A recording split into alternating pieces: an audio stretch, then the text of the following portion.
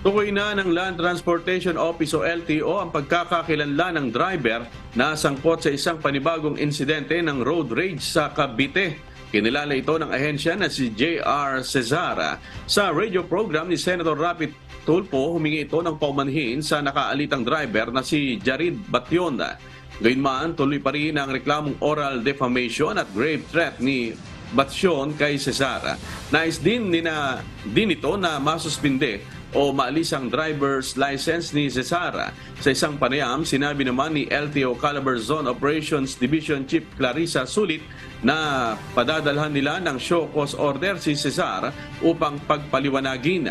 Posible anyang masuspinde o matanggalan ng lisensya si Cesar kung hindi nito madedepensahan ang kanyang naging aksyon.